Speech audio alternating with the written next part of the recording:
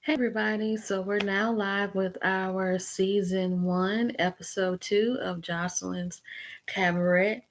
I will be talking in this melancholy voice of mine because I'm really sleepy, and I should have went ahead and scheduled this, for a later time. I'm gonna go ahead and get it done anyway. So we first opened up with Joseline's Cabaret episode 2 in the locker room where it left off in episode 1. So they were pretty much arguing. It was Chastity, Beauty Pageant, Jaw Dreams, and Lucky. They were all still arguing, about Jaw Dreams, not how the heck are. What'd you say, Beautiful Magic? How the heck are. Okay, I'm gonna keep going. So they were and we get to the dressing room scene. It leaves off from episode 1, and it's pretty much. Oh, hey, I'm doing good, Beautiful Magic. I know I've been gone for a minute, but I'm back. So, and I'll explain that at the end of the video. So, let's see. Yeah. So it's pretty much Jaw Dreams, Chastity, Lucky, and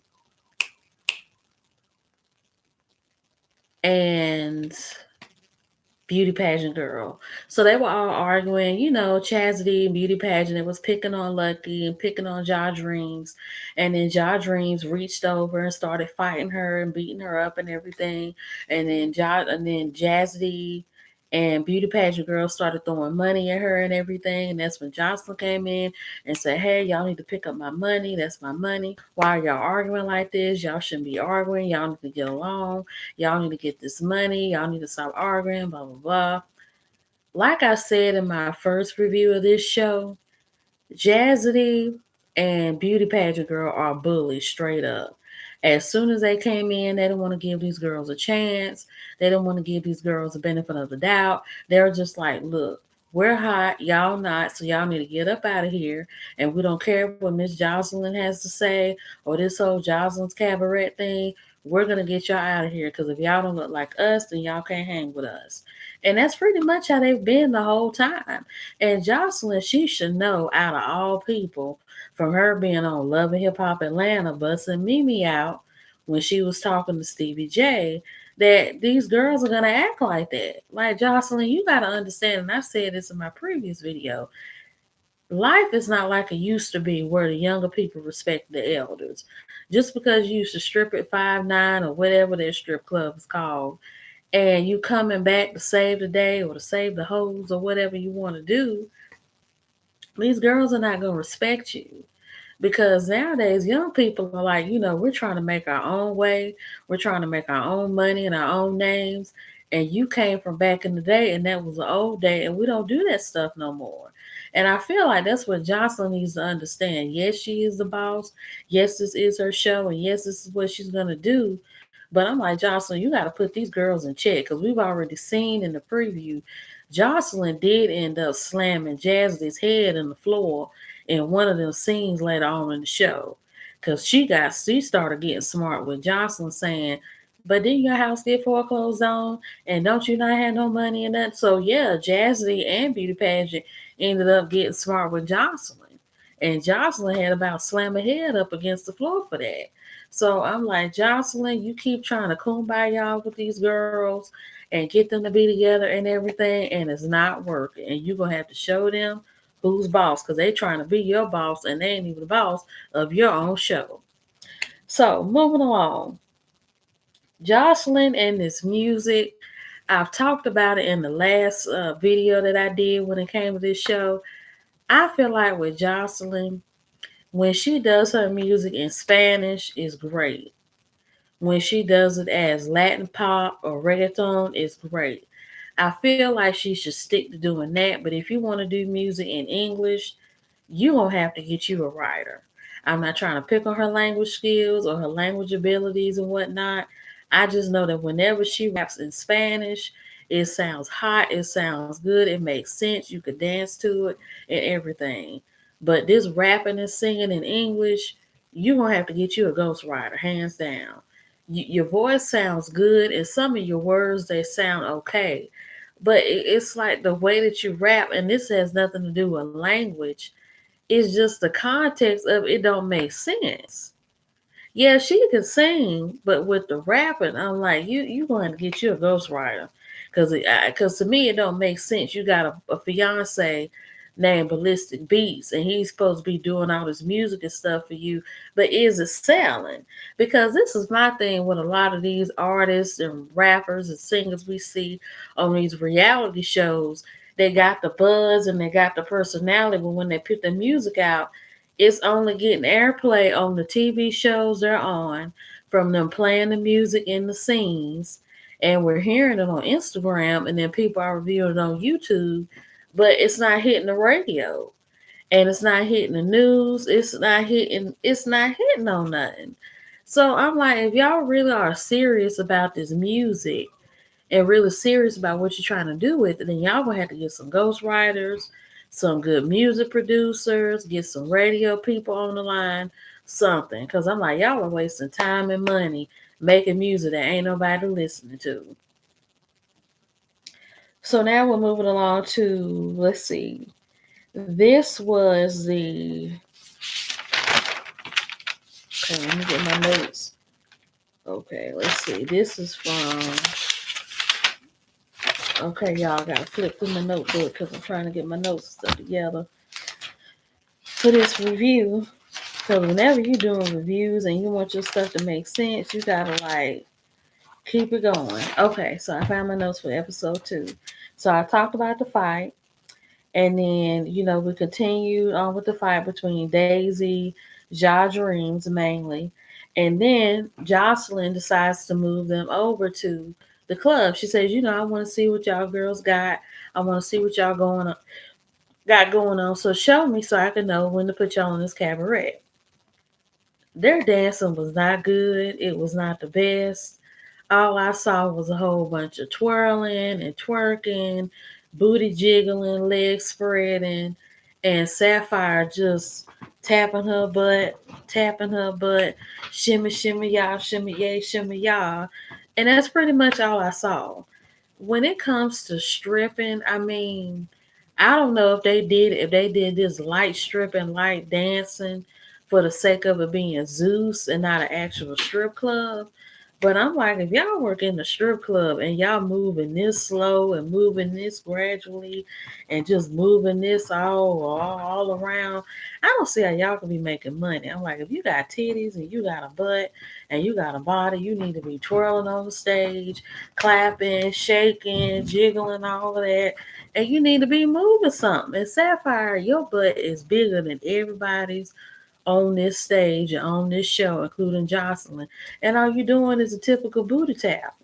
Like booty tap, tap, booty tap, tap, jiggle, jiggle. And it's like you can shake your butt a whole lot harder than that if that's something you're going to do. But I feel like these girls don't really know what a cabaret is. And I feel like Joseline, she's not doing a good job at teaching them. And, Ja Dreams and Lucky later on in the episode, they was talking about how Jocelyn wants this to become a art form for them, and she pretty much wants them to talk about how they should dance sexy and sensual and be able to entice men and not just be about prostituting and stripping and stuff like that. But I'm like, Jocelyn, these girls only know stripping and sexually hustling. Because like I said in my first video, I feel like this cabaret thing is more of a burlesque type of situation. Burlesque and stripping is two different things. Burlesque is when you have women get on stage, they dress in like real pretty lingerie, and they usually have their hair fixed up like the 1950s prostitutes, or back then they probably called them courtesans. And they came with the hair and the makeup and the subtle nails, and they would dance on a chair or they dance out of a wine glass, and it would still be stripping, but it would be more showgirl like. You're getting on stage, you got the light shining on you, you're doing your hair and all of this, and you're just gradually taking your clothes off while being sensual and enticing at the same time. And I feel like that's what Jocelyn wants to do, but I feel like you either gonna have to go to another club or get some other type of girls in order to get this thing going, because with this type of scene and this type of environment that you're trying to use for this cabaret thing, it's not working with these girls because you're not really teaching them. If you would have done like, okay, girls, I'm going to turn this into a cabaret, and if you would have got on stage and showed them what a cabaret is, and probably would have took them to a real cabaret show and let them see what people in cabaret do, then that would have been a good example. Because I feel like all Jocelyn's trying to do is just come in, get these girls together, try to see who's who, and just trying to make these girls work together and stuff. And I'm like, Jocelyn, you know, for being a stripper, that it's not all kumbaya in the strip club when you do stuff like this.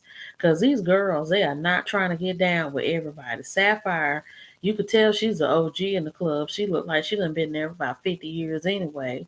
And you got Jaw Dreams and Lucky, some nice, sweet girls just trying to make some money to get by so they could do better. But then you got the Ronnie and that little black and the black girl from the Players Club, Chastity and Beauty Pageant, that's trying to run the show and bully everybody and make money while doing it. And Jocelyn may not want this to be that type of thing, but I mean, it is what it is. So I just don't see how she could really get anything different out of that. So then we're moving along to in between the scene where they was dancing for Jocelyn, trying to show them what she was about and everything. Lucky Hustler was saying, she's stripping to get out of the strip game. She has no money. She's trying to support herself. Yada yada yada. Then we get along to Daisy. Daisy saying she's trying to help the other girls start at the bottom. How she started at the bottom and how she's going to say if your body's not on point, then I'm going to tell you. Beauty pageant is nothing but a wannabe Jocelyn. She is. You're not helping nobody. You're just trying to bully these girls out the show so you can hope that you can bully them and get on their nerves bad enough that you'll heat them up and make them run out the club and not want to come back. And then you want to bully Jocelyn and talk her down and weaken her up just to get her to get into you to get some more girls in there that's bullies like y'all to get the show and stuff starting. And then when you least expect it, you're gonna try to bully Jocelyn and get in her head and get in her heart and all that kind of stuff and try to charm her just to get your way and just to get over on her. Then you want this to end up being your show. Now Sapphire, she said all she's trying to do is just make money. I mean, that looks like what she's trying to do anyway. And then you have Jocelyn saying crazy stuff like y'all are horrible. Y'all should apologize to y'all's mothers for having y'all. Jocelyn, like, I don't see how you could expect to want the best for these girls and you calling them $2 hoes and y'all should get mad at y'all's mothers for having y'all because y'all are such bad dancers. Like, who says stuff like this? And she continues to say it throughout the show. Like $2 hoes, back page hoes, and all that kind of stuff. It's like, how can you be lifting these girls up and you tearing them down at the same time? I've heard that in the strip club world, you could call everything in the book. But even though you are taking your clothes off for money or whatever, have some type of respect for yourself. Because the way that these strippers sometimes carry themselves as boss chicks and boss this and boss that and everything, if you a boss, then act like one. Don't be letting somebody calling you some $2 hoe or some toe down, low down girl and stuff like that. Because you not a boss. Because bosses don't let people call them out their name and talk to them any kind of way. They're about their money, they're about their prestige, they're about their image and everything. So I feel like Jocelyn, you kind of starting a problem a little bit with how you talking to these girls and how you keep calling them $2 hoes and stuff like that. And then another issue I had was when Lucky Hustler was saying, I don't have nowhere else to go. I don't have mommy and daddy money and all this type of stuff and everything. And my thing is, if stripping is not helping you get where you need to go, then you can work for Walmart, Chick-fil-A, McDonald's, or somewhere during the day and then strip at night. Because, see, this is the thing I don't understand about this struggle life that so many people like to live. I've seen it with homeless people, with single mothers, with everything. I understand everybody's situation is different. Sometimes people don't have the time to work. Sometimes people don't have time to clock in, clock out of these jobs during the day or at night. And they just have to settle for living off the government, living off the state, or depending on somebody. But I feel like if you are hungry enough to eat, to pay your bills, to get a car, to feed your kids, you gonna go out there and get that dollar. Like I see it with homeless people, I see it with strippers and a lot of folks. It's like y'all are so in love with the struggle and with hustling. All y'all want to do is struggle and hustle. I'm like, if you know that this stripping and this gang banging or this hoeing that you're doing is not making you enough money, then you need to go out and get you a legitimate job. Cause this stripping, like people need to be realistic. This low down dirty, I'm a thug, I'm a stripper, I'm a whole type of lifestyle, that don't last long. Because people have proven to us time and time again that type of lifestyle only gets you to three places, or really four. It's either gonna get you in jail, it's either gonna get you dead, shot up, stabbed, or whatever, you're gonna hit the grave. It's gonna get you homeless because you just can't depend on stripping money and hoe money and sugar daddy money for the rest of your life. Because men get old and tired. Eventually, they want to get married. They want to settle down, and even sexually, if they done had you too much, your body look wore out, tore out, and beat down to the bottom. They gonna find another girl that's lighter and heavy and heavier, skinnier, more petite, more juicier, more sweeter, and less touched than you, and you gonna have to find somebody else to fool with and stuff. And I mean, it just is what it is. So you can't really depend on this type of money long term, because in the sex industry, even porn artists know this. People get tired of it, and eventually your body gonna get tired and worn out. And a lot of these girls on here, they look tired and worn out, especially that stank booty Jazzy. Cause in a lot of these scenes, these girls be naked, they be having their butt showing and stuff. And this is something I can't stand by a lot of strippers. A lot of strippers that I've seen on YouTube and some of these videos, their bodies look nasty. Like I don't see how men even be paying them all this money to shake their butts and stuff. Cause a lot of these strippers look like they need to take a good shower or a good bath and soap. Cause a lot of these girls be looking nasty. Cause Jazzy and that beauty pageant girl, their bodies do not look all that great. Yeah, they got the titties and they got the butt and stuff, but they look stank. Like they don't even look like prostitutes. They got fresh, nice looking butts and stuff. And I know beauty pageant girl just had a baby and everything, but you bagging on this other girl about how her body and stuff look tore up. Look at yours. Like you have a child, and yes, I know when you have children, they can have a wear and tear on your body. But I'm like, hit the gym. You can tighten some of that up a little bit. And Jazzy could too, because they be claiming they look good, they look like money and all this. Y'all look like old money. Like money y'all made back in the day when y'all was 15, 16 years old in the club. Y'all don't look like no long money, because long money would have took that old money and tightened up that body y'all claim to be so beat and bad up in the club. So I just feel like Jazzy and Daisy, they just need to get a grip. But back to what I was saying about my list, you could end up dead, homeless, you could end up in jail. Because, I mean, these girls are talking about prostitution so freely on the show like it's nothing. Prostitution is still legal in almost every state in the United States except for Nevada, and that's only in small parts in certain counties where prostitution is legal. Everybody loves to think Nevada is a completely prostitute legal place. It's not, because it's only certain red light special places that are very small and very confined in Nevada where it's legal. So yeah. So you can end up dead, in jail, crippled, homeless. I mean, all types of stuff. And I'm like, with these girls, if y'all know this is not making y'all enough money legitimately, where y'all don't have no place to stay, can't get no car, nothing like that, then y'all just need to go out and work for Walmart, McDonald's, a doctor's office, or something. Or something. I'm like, yeah, y'all got the tattoos and stuff, but y'all had to take that stripper money and just get some clothes to cover that up, some band-aids or something, because I get so sick and tired of hearing about people saying that they struggling with the little bit that they doing and they won't go out and get more so they won't have to struggle.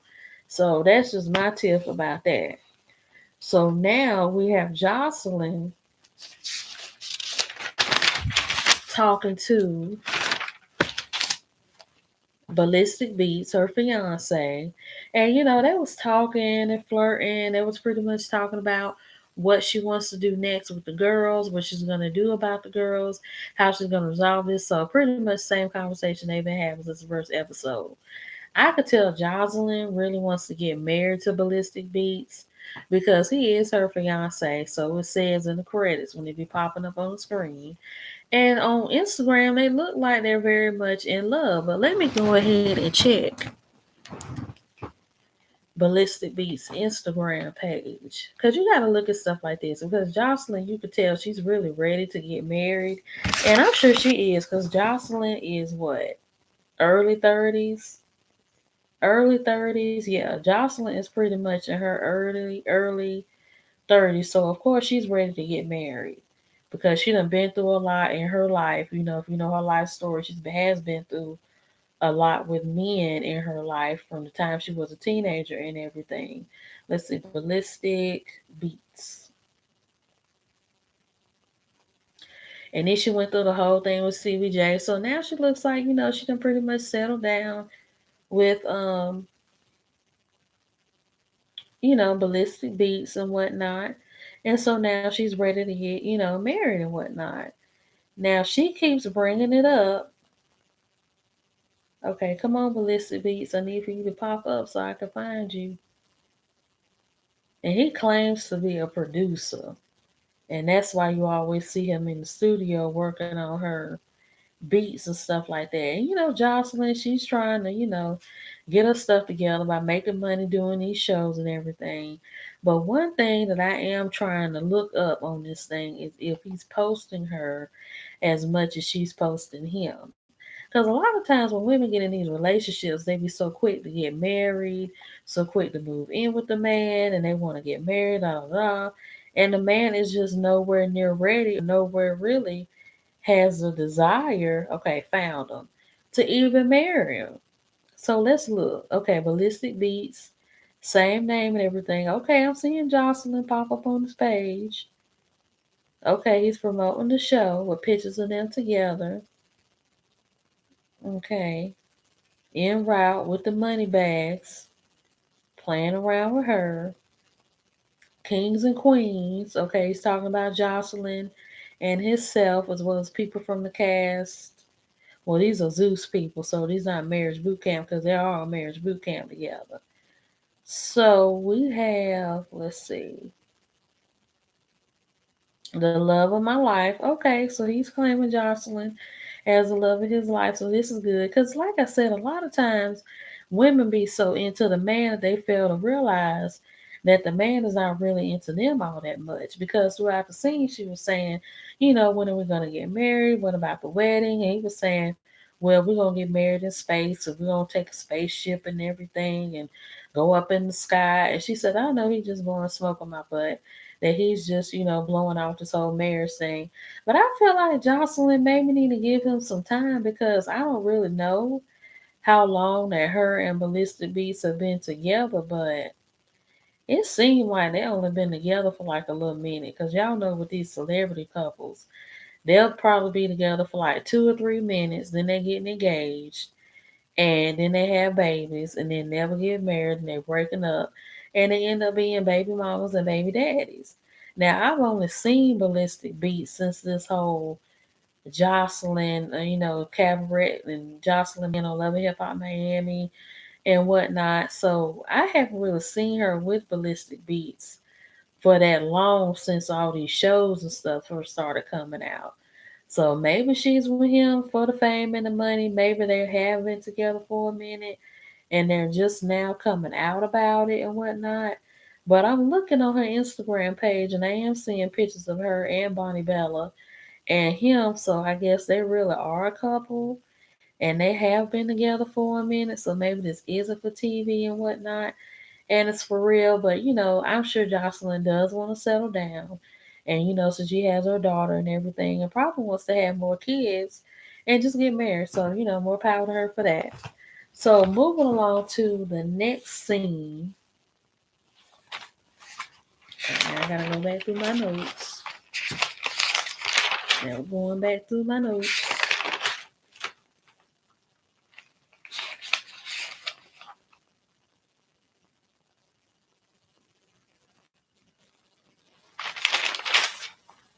Okay, let's see. Did we find them?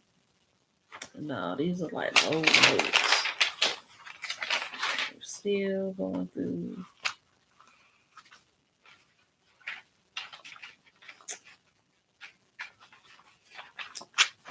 Now I just wrote a lot of this stuff down. Now where are my notes at? Because I remember we got to the dinner scene where we was talking about. Is this it?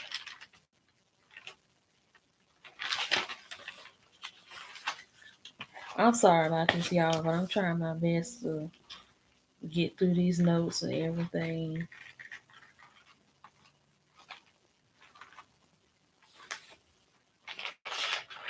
Okay, let's go to the beginning of my book. Okay, episode 2. The kitchen scene. Okay, I got my notes together. Okay. So yeah, I just talked about the kitchen scene.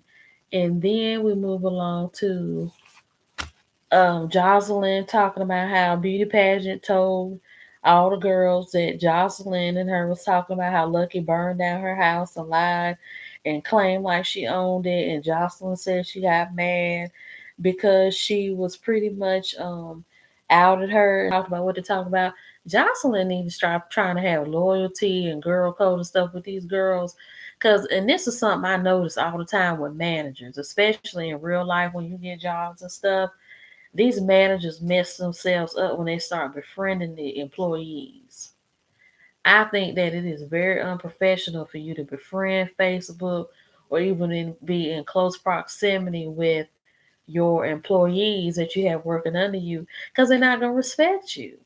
They're going to think they can talk to you any kind of way, that they can hit you up, they can call you, they can text you, they can hit you up on Facebook, anything. And that's going to cause a lot of problems.